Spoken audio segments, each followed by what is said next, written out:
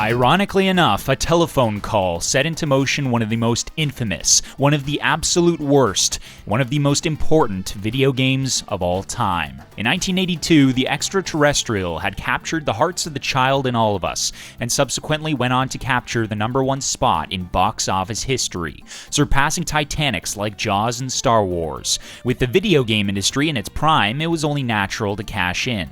Atari, now headed by Ray Kassar and a corporate cluster of money-grubbing executives, acquired the rights to make an adaptation of Spielberg's celebrated classic, and on July 27th, a 2600 cart of E.T. was commissioned for creation, as a guy called Howard Scott Warshaw agreed to develop the game in time for the holiday rush. There was one problem. In order to meet that deadline, E.T. had to be ready to roll in just under 6 weeks. Let me say that again, 6 weeks. The monumental task was a challenge that Warshaw was warming up to, coming off of fantastic Atari games like Yar's Revenge and Raiders of the Lost Ark, another Spielberg adaptation. But the development cycle of those games had been upwards to half a year, and despite his best efforts, this new undertaking was an impossible one that left the same kids around the world who had wept tears in the movie theaters crying in their living rooms for quite different reasons. The game was abysmal. Apart from a decent title menu, the monotonous gameplay was ridiculously boring. The idea was you're supposed to scavenge a bunch of craters for pieces of a telephone, to what else but phone home.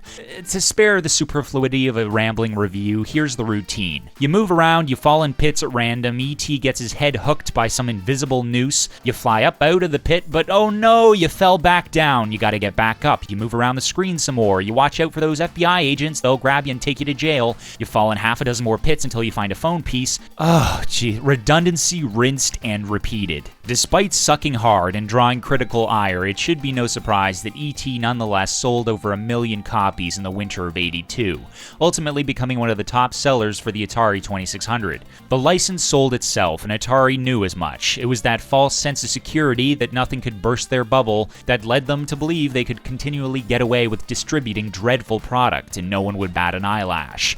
Word got around from the kids who would have rather gotten a lump of coal in their stockings that Christmas, and millions of unsold carts would end up, as folklore has it, dumped in a New Mexican landfill. And what a great symbol, a landfill, because that's where the industry was heading. E.T., contrary to popular belief, did not single-handedly bring down the American video game business, but it did act as a huge catalyst. It was one of the biggest disappointments ever. It was the one that people remembered. It was the one to lose consumer confidence in gaming. It was also the blueprint for generations of bad movie-to-game adaptations. The idea that the license, not the content behind the cover, is what makes money. But what about the man, the designer who on July 27th got the go-ahead to produce this ill-fated title? Warshaw will forever be linked with the debacle, but not necessarily blamed for it. Most have pardoned his failure on account for the laughingly ludicrous time frame he was given. But come on, man, couldn't you just have taken an action scene from the movie, like riding a bicycle away from cops? Even Spielberg, a pretty big gamer, had been skeptical of Warshaw's contrived concept, preferring a default game scenario like Pac-Man.